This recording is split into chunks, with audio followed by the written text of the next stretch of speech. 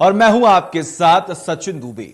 उत्तराखंड में सत्ता वापसी को लेकर कांग्रेस की रणनीति में अब नया हथियार सामने आया है, जो कि कांग्रेस का कैंपेन सॉन्ग है। इसकी थीम में कुछ ऐसे बोल हैं जिसकी वजह से अब केंद्र सरकार पर निशाना साधने की कोशिश की गई है। जी हां, तीन तिगाड़ा काम बिगाड़ा, यानी कि तीन तीन मुख्यमंत्री को बदला गया और 5 साल की कामियों को लेकर तीन तिगाड़ा काम बिगाड़ा गाना सोमवार को दिल्ली से लॉन्च किया गया, जिसके बाद उत्तराखंड में यह गाना तेजी से वायरल भी हो रहा है। बीजेपी का यह कहना है कि यह वही कांग्रेस है जिन्होंने 2017 विधानसभा चुनाव से पहले अपने ही मंत्रियों को खुले तौर से कहा था कि उत्तराखंड को उल्लू तो हम आंखें बंद कर देंगे। बीजेपी प्रदेश अध्यक्ष मदन कौशिक ने कहा कि अब कांग्रेस चुनाव जीतने के लिए यह हथकंडे अपना रही है, लेकिन सवाल यह उठता है कि क्या जनता तीन मुख्यमंत्रियों को बदलने के मुद्दे को सबसे बड़ा मुद्दा मान रही है, या फिर कांग्रेस जिस तरह से अब तक चुनावी मैदान में बड़े बड़े मुद्दों को लेकर जनता के बीच जा रही थी, वे सभी मुद्दे इस मुद्दे के पीछे कहीं छिप गए हैं। ऐसे में सवाल यह भी उठता है कि वही कांग्रेस की ये थीम कांग्रेस का अब तक का ही काम न बिगाड़ दे।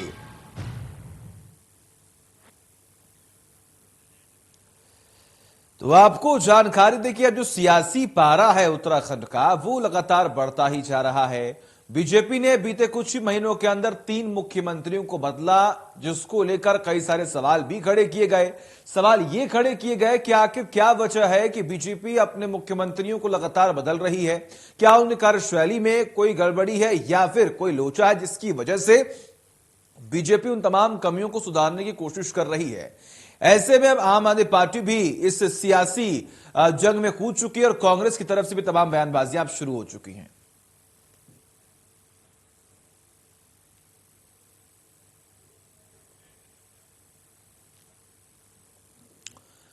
तो थीम सॉन्ग लॉन्च किया गया, तीन तिगाड़ा काम बिगाड़ा। यह संकेत दे रहा है कि कहीं ना कहीं कांग्रेस जो है अब वो अपनी पार्टी को और मजबूत करने के लिए और पार्टी को घेरने के लिए, विपक्षी पार्टियों को घेरने के लिए अब तमाम नए नए हथकंडे अपना रही है। हालांकि प्रदेश अध्यक्ष ने भी इस बात का जिक्र किया कि कांग्रेस के पास अब कोई मुद्दा नहीं है, इसलिए तमाम ये हथकंडे अपनाए जा रहे हैं। थीम सॉन्ग निकालकर यह जताने की कोशिश की जा रही है कि बीजेपी की इमेज को हम किस तरीके से धूमिल कर सकते हैं।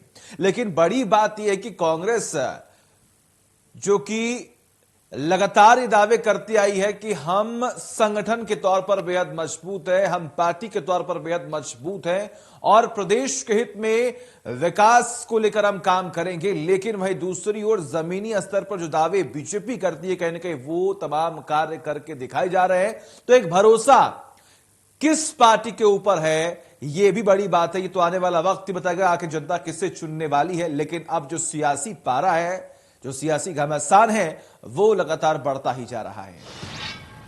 इस बात का अंदाजा आप इस चीज से लगा सकते हैं कि मैं जब ग्रामीण क्षेत्रों में जाता हूं तो अमूमन हमारी बहनें हमसे ये कहती हैं कि गोदयाल जी, प्रियंका जी को जरूर लाइए। तो प्रियंका जी का निश्चित रूप में क्रेज है और उत्तराखंड की राजनीति में उनके आने के बाद कांग्रेस को जो निर्णायक बढ़त हासिल होनी है, वो हमारे लिए बहुत बड़ी पूंजी होगी। और दोनों ही पार्टियां चूंकि आपस में ही उलझी हुई हैं और दोनों पार्टियां आपस में कांग्रेस और बीजेपी लड़ रही हैं, जनता के सरोकारों से दोनों पार्टियों को कुछ लेना देना नहीं है। और चुनावी समर आने पर अब इस प्रकार की चीजें, इस प्रकार की बातें उठने लगी हैं, जबकि ये दुर्भाग्य की बात है, पौने 5 साल बीत जाने के बाद भी भाजपा ने कोई भी ऐसा काम नहीं किया है कि जिससे जनता को सीधा लाभ पहुंचे। और कांग्रेस भी भारतीय जनता पार्टी की विफलताओं को छुपाती आई है।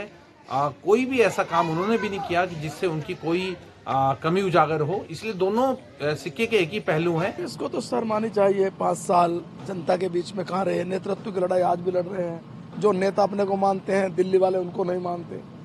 तो आज स्थिति इतनी खराब है। 2016 का वो सारा दंश आज भी उत्तराखंड की जनता जानती है। लूटो उत्तराखंड को, कमाओ पैसे उत्तराखंड से, देख लेंगे क्या होगा, सरकार बचाओ हमारी। कैसी बात करते हैं वो लोग, उनको तो शर्म आनी चाहिए।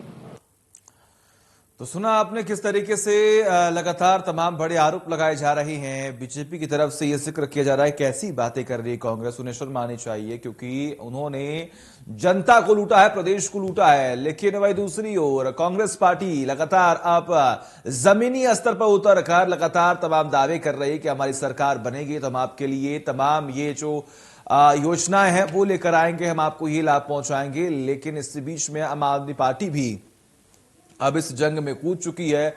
उनका कहना यह है कि कांग्रेस और बीजेपी एक ही सिक्के के दो पहलू हैं। तमाम बड़े आरोप लगातार लगाए जा रहे हैं, लेकिन देखना यह होगा कि आखिर आने वाले वक्त में जब चुनाव होंगे तो जनता किसे चुनती है, जनता किस पर करती है भरोसा, इसका हमें इंतजार करना होगा। लेकिन ये इस आरोप प्रत्यारोप के बीच में जो गाना लॉन्च किया गया है, जो सॉन्ग लॉन्च किया गया है, इसमें कहीं ना कहीं कुछ वो शब्द हैं जिससे शायद बीजेपी को हाथ पहुंच रहा है और इसी को लेकर तमाम बयानबाजियां भी अब शुरू हो चुकी हैं। खास तौर पर आपको बता दें, 3 तिगाड़ा काम बिगाड़ा, जी हां, ये थीम सॉन्ग है कांग्रेस पार्टी का, जो ये साफ संकेत देने की कोशिश कर रहे हैं कि बीजेपी जो कि प्रदेश की सरकार है उसने बीते कुछ ही महीनों के अंदर तीसरा मुख्यमंत्री जनता के सामने रखा। तो हमारे साथ कुछ खास मेहमान जुड़े हैं। सबसे पहले रुक करते हैं सुरेश जोशी जी जुड़े हुए हमारे साथ। सुरेश जोशी जी, आपका बहुत बहुत स्वागत है इंडिया न्यूज पर। जो थीम सॉन्ग कांग्रेस द्वारा लॉन्च किया गया है, उम्मीद करता आपने वो सुना ही होगा। क्या संकेत देने की कोशिश कर रहे हैं सर? 3 तिगाड़ा काम बिगाड़ा, 3 मुख्यमंत्री बदले, लेकिन काम कुछ भी नहीं हुआ। इसमें देखिए कि हरीश रावत जी ने कुछ दिन पहले एक बड़ी वेदना का अपना ट्वीट किया था, जिसमें उन्होंने सोशल मीडिया का सहारा लिया था। उसमें उन्होंने एक ये प्रकटीकरण किया कि भाई ये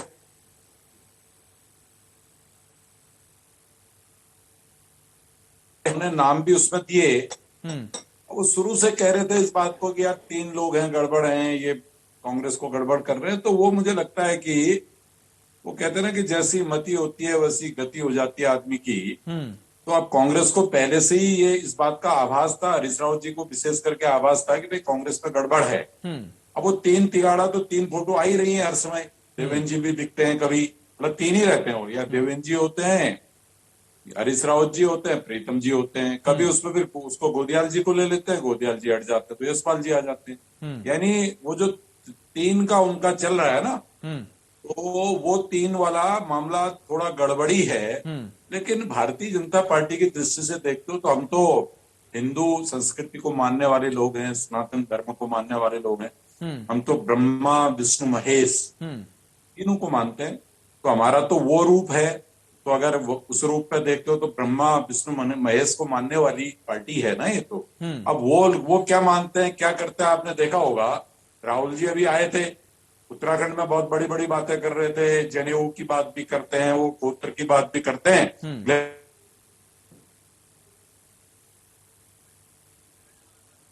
चलिए ठीक है सुरेश जी, आप तकनीकी खामी की वजह से आपकी आवाज जो है वो बीच बीच में कट रही है। सीधा रुख करते हैं विशाल चौधरी जी, जो कि आम आदमी पार्टी का पक्ष रखेंगे। विशाल चौधरी जी, क्या लगता है, आपकी तरफ से यह जिक्र किया जा रहा है कि कांग्रेस और बीजेपी एक ही सिक्के के पहलू हैं, जिसमें आम आदमी पार्टी अब कूद चुकी है।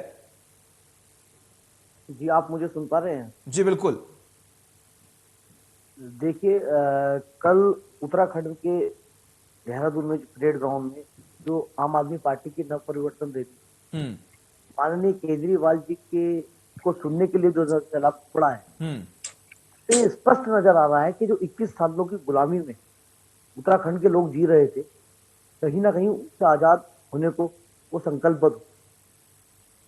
10-10 साल भारतीय जनता पार्टी को, 10 साल कांग्रेस को उत्तराखंड की जनता ने मौका दिया है। लेकिन आज भी उत्तराखंड की स्वास्थ्य सुविधाओं की बात कर लो, शिक्षा पर बात कर लो, शिक्षा की स्थितियां क्या है शिक्षा क्षेत्र में, या आपको बेरोजगारी की बात कर लें, या आप मूलभूत सुविधाओं के अभाव में जो उत्तराखंड की जनता अपना जीवन जी रही। तो मैं समझता हूं कि ना तो भारतीय जनता पार्टी पर कोई आरोप लगाने का आधार है कांग्रेस पर, ना कांग्रेस के ऊपर कोई आधार है, क्योंकि दोनों ही राजनीतिक दलों को उत्तराखंड की जनता ने दो बार सत्ता से। और हम लोग दिल्ली मॉडल जो लेकर आ रहे हैं, या दिल्ली मॉडल के आधार पर चुनाव जो करते हैं, तो हमने एक उदाहरण सेट किया है कि भाई ऐसा भी भारत की राजनीति में हो सकता है कि यदि बजट की समीक्षा या बजट को ठीक से व्यवस्थित किया जाए तो लोगों को मूलभूत सुविधाएं फ्री भी उपलब्ध कराई जा सकती है। क्योंकि जब मैं समझता हूं कि भारत के संसदीय व्यवस्था में यदि मंत्री को, विधायक को फ्री के सभी संसाधन उपलब्ध कराए जा सकते हैं, चाहे वो बिजली हो या वो पानी हो या पेट्रोल हो या कोठी हो सरकारी, तो अगर आम जनता को ये सब सुविधाएं मिल रही हैं तो मैं समझता हूँ कि इसमें कोई भी कहीं भी किसी व्यक्ति को पेट में दर्द नहीं होना चाहिए। दूसरी बात, यदि इंग्लैंड और अमेरिका के लोगों को निःशुल्क स्वास्थ्य सुविधाएं या निःशुल्क शिक्षा मिलती है तो भारत का नागरिक कहता है कि भाई वो देश विकसित है और वो सुपर पावर्स है। यदि यही बातें भारत के परिप्रेक्ष्य में की जाती हैं तो लोग कहते हैं कि खुदी की रेवड़ी बांट रहे हैं। जबकि मैं कहना चाहता हूँ विकास का भी। ठीक है विशाल जी, आपका कहने का मतलब ये है कि बीजेपी सरकार ने कोई काम नहीं किया है, कांग्रेस का कोई औचित्य नहीं बनता है कि वो बीजेपी पर आरोप लगाए और ना बीजेपी को कोई औचित्य बनता है कि वो कांग्रेस पर आरोप लगाए, क्योंकि दोनों ने ही जनता को लूटा, काम नहीं किया है। सुरेश जी जवाब दीजिए।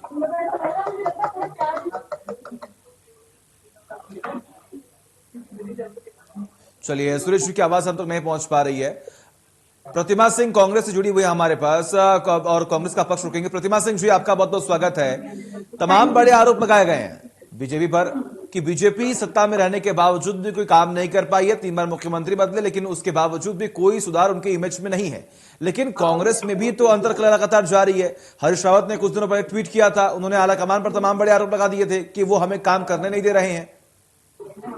देखिए, सबसे बड़ी बात ये है जी कि मुझे ये समझ नहीं आ रहा कि जो थीम सॉन्ग लॉन्च हुआ है इसका जो तीर था ना एकदम सही निशाने पे बैठा है। क्योंकि जब से ये थीम सॉन्ग लॉन्च हुआ है भारतीय जनता पार्टी में जो बौखलाहट और खलबली है ये स्पष्ट कर रही है कि भारतीय जनता पार्टी भी ये स्वीकार कर चुकी है कि 5 सालों में उन्होंने धरातल पे कोई कार्य नहीं किया। अब आपको मैं एक बात बताऊं, प्रचंड बहुमत की सरकार के बाद भी 3 मुख्यमंत्री बदलने की आवश्यकता भारतीय जनता पार्टी को पड़ी है। तो यहाँ भारतीय जनता पार्टी की अंतःकलह और अंतर विरोध की बात होनी चाहिए। किस तरीके से आप एक दूसरे के पीछे पड़े रहते हैं, आप चाहे वो आप कार्यालय में हो और जब कार्यालय की लड़ाइयां आपकी बाहर आ जाती हैं वो जनता ने भी देखी है। किस तरीके से आपके धर्मपुर के विधायक चमोली जी कहते हैं कि भाड़ में जाए भाजपा का टिकट, हमें नहीं जो है चुनाव लड़ना है। किस तरीके से उमेश शर्मा काऊ को जो है एक खुद का मेयर कहता है कि भाई आप क्या बोलते हैं विधायक हैं तो अपनी गरिमा में रहिए, नहीं तो हम आपको आपकी औकात दिखा देंगे। तो इस तरीके की बातें भारतीय जनता पार्टी में हो रही है और वो पार्टी अगर कांग्रेस की बात करे तो मुझे लगता है इससे शर्मनाक और कुछ नहीं हो सकता। हमारी पार्टी में अभिव्यक्ति की आजादी है, ये मैं आपसे कई बार कह चुकी हूँ। और रही बात हरीश रावत जी के ट्वीट की, तो उन्होंने बाद में स्पष्ट किया है कि उन्होंने मगरमच्छ किसको कहा था। उन्होंने मगरमच्छ ईडी और सीबीआई को कहने का कार्य किया था, जो उन्हें शायद काम करने से रोक रहे थे और उनका एक डर भाजपा शायद चलिए ठीक है प्रतिमा जी, ठीक है सुरेश जी, ठीक है सुरेश जी जवाब दीजिए। हाँ, देखिए आरोप प्रत्यारोप तो राजनीति में लगते रहते हैं, चलते रहते हैं। आज देखो उत्तराखंड में ठंडा भी बहुत है, ये बहस तो रोज होती है।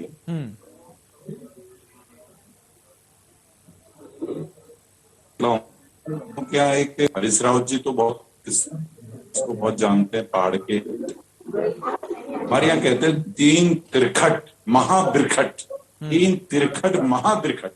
तो ये कांग्रेस पार्टी जो है वो 3 तिरखट महाबिरखट वाली है। उधर दिल्ली में प्रियंका जी हैं, राहुल जी हैं, सोनिया जी हैं। अब ठीक है सुरेश जी, आपकी आवाज से थोड़ी बहुत आप जो है वो समझ में आ पाई है कि कहीं ना कहीं जो कांग्रेस में अंतरकला है वो लगातार अभी भी जारी है। ठीक है जी बोलिए आवाज आ रही? जी वो आ रही है, बोलिए। देखिए मैंने कहा ना कि 3 तिरखट महाबिरखट, यानी ये जो 3 तिरखट महाबिरखट वाली पार्टी है इसका हर स्टेट में वो 3 वाला चल रहा है खेल। चाहे वो उत्तराखंड हो, चाहे वो हिमाचल हो, चाहे वो राजस्थान हो, और राष्ट्रीय नेतृत्व। तो इसलिए उत्तराखंड के लोग बहुत अच्छी तरह जानते हैं कांग्रेस पार्टी को, इनके इतिहास को बहुत अच्छी तरह जानते हैं। आज ये उत्तराखंडियत की बात कर रहे हैं। मैं इनसे पूछना चाहता हूं, जब हम उत्तराखंड बनाने की बात कर रहे थे तो ये विधानसभा, उत्तर प्रदेश की विधानसभा में जब हमने 18 जून 1991 को प्रस्ताव भेजा तो इनके नेताओं ने विरोध किया। 1994 में जब उत्तराखंड का आंदोलन चल रहा था, ये गोलियां चला रहे, मुलायम सिंह जी को समर्थन दे रहे थे, नरसिम्हा राव जी दिल्ली में सरकार कर रहे थे, और माननीय हरीश रावत जी उस समय जो है कि जो आंदोलनकारी थे, संयुक्त एक हमारी वो बनी थी पूरे प्रदेश की संयुक्त संघर्ष समिति, उस संघर्ष समिति के आंदोलन को तुड़वा कर नरसिम्हा राव जी के पास जाकर के वो निवेदन कर रहे थे कि साहब इसको राज्य नहीं बनाना है, राज्य के आंदोलन को भटकाना है, इसको केंद्र शासित प्रदेश बना दो। अब आप बताइए, ये वो पार्टी आज ही जो है राहुल गांधी जी ने एक ट्वीट किया, उन्होंने कहा कि गिलवान घाटी में काउंटर करने के लिए 10 सेकंड दीजिएगा। अच्छा लगता है। बताइए 3 घंटा पहले ANI ने, चलिए ठीक है सुरेश जी, ठीक है, आपकी आवाज अब कट रही है। प्रतिमा जी काउंटर करें, काउंटर करने के बड़े आरोप लग रहे हैं, आपने विरोध किया और आज अगर आप जनता की सेवा करने की बात करते हैं, ठीक है। देखिए मैं भारतीय जनता पार्टी के प्रवक्ता की बात का जवाब देना चाहती हूँ। आपने हिमाचल का जिक्र किया, आप तिगड़ी की बात कर रहे हैं। हिमाचल प्रदेश में आप भूल गए कि अभी आपको बाई इलेक्शंस में हराने का कार्य कांग्रेस पार्टी ने किया है, और जब हमने आपको हरा दिया, आपको इतना ज्यादा धक्का लगा कि उसी के बाद ही आपने पेट्रोल और डीजल के दाम कम कर दिए। तो ये स्पष्ट करता है कि आपकी जो नीतियां हैं, चाहे केंद्र में बैठी मोदी सरकार हो, चाहे प्रदेश में बैठी आपकी भाजपा सरकार हो, उसको जनहित के मुद्दों पे काम करने की उन्हें आदत नहीं है, क्योंकि आप अपने ही आप में आप एक दूसरे का ही वर्चस्व मिटाने में इतना बिजी है कि आपको जनता की परवाह नहीं है। दूसरी बात, इस उत्तराखंड को बनाने में मैं एक बात बोलना चाहती हूँ, चाहे मैं बोलूं कि मेरा खून बहा, आप बोले आपका खून बहा, कांग्रेस ने कुछ नहीं किया, भाजपा ने कुछ नहीं किया, तो एक बात बता दो, इस उत्तराखंड को बनाने में प्रदेश की जनता का खून बहा है, हर व्यक्ति ने आंदोलन किया है। तो अगर इसका श्रेय आप लेना चाहते हैं तो ये बड़ी शर्मनाक बात होगी भारतीय जनता पार्टी के लिए कि जिस प्रदेश को बनाने में महिलाओं ने अपनी अहम भूमिका निभाई है, आंदोलनकारियों ने अपनी अहम भूमिका निभाई है, आप उसमें अपना श्रेय लेना चाहते हैं, आपके ओछी राजनीति का परिचय दे रहे हैं। और दूसरी बात, आपको एक बात बताइए, मुझे 10 सेकंड दीजिए, आपने उन्हें बहुत टाइम दिया, मुझे एक बात बताइए, आपके पास अगर आपका रिपोर्ट कार्ड है तो जनता के समक्ष प्रस्तुत क्यों नहीं कर रहे हैं? आप आज भी भूतकाल में जीने का प्रयास कर रहे हैं। इसका मतलब है कि वर्तमान में आपने कुछ किया नहीं है, जो आप जनता को दिखा के भविष्य के बारे में कुछ उनसे आश्वासन लेने का कार्य करें या सपोर्ट लेने का कार्य करें, क्योंकि आप भूतकाल पे ही निर्भर हैं। चलिए ठीक है प्रतिमा जी, ठीक है सुरेश जी जवाब तैयार रखिए, ठीक है प्रतिमा जी, ठीक है मैं आऊंगा आपके पास, प्रतिमा जी ठीक है आऊंगा मैं आपके पास, सुरेश जी आप जवाब तैयार रखें। विशाल जी, एक सवाल सीधा आपसे ये है कि मुख्य रूप से अगर हम बात करें उत्तराखंड में तो बीजेपी वर्सेस कांग्रेस दिखाई दे रही है, कांग्रेस भी लगातार बीजेपी पर तमाम आरोप लगा रही है, क्या आम आदमी पार्टी कोई विकल्प है या नहीं? देखिए, आम आदमी पार्टी विकल्प है या नहीं, इस पर कल जनता ने मोहर लगाई। ना तो राजनीति में किसी भी संवैधानिक पद पर हमारा कोई प्रतिनिधि नहीं है, ना हमारा कोई सांसद है, ना पार्षद है। उसके बाद इतना बड़ा जन सैलाब जो अरविंद केजरीवाल जी को सुनने के लिए उमड़ा है, तो कहीं ना कहीं एक जन आकांक्षाएं, अपेक्षाएं उत्तराखंड की जनता आम आदमी पार्टी के प्रति रख रही है। दूसरी बात मैं कहना चाहूंगा कि जो 3 बिगाड़ा काम बिगाड़ा पर जिस प्रकार के कटाक्ष भारतीय जनता पार्टी और कांग्रेस के प्रवक्ताओं द्वारा सुनने को मिल रहे हैं, तो मैं आपसे पूछना चाहूंगा, अभी तक जितने भी मुख्यमंत्री उत्तराखंड को दिए हैं आम जनता ने, आज तक कोई भी अपनी बात पर खरा साबित नहीं हुआ, और आज तक कोई भी मूलभूत सुविधाओं पे किसी भी मुख्यमंत्री ने काम नहीं किया। मैं एक उदाहरण देना चाहूंगा, हमारे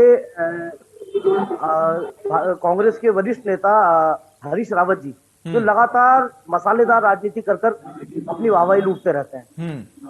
यदि आप रानीखेत से 35 किलोमीटर दूर का गांव है मोहनगर, जहाँ की जनसंख्या 1,00,000 होती थी, आज कुछ गांव की जनसंख्या घटकर 1/3 हो गई है, मात्र 300 रह गई है।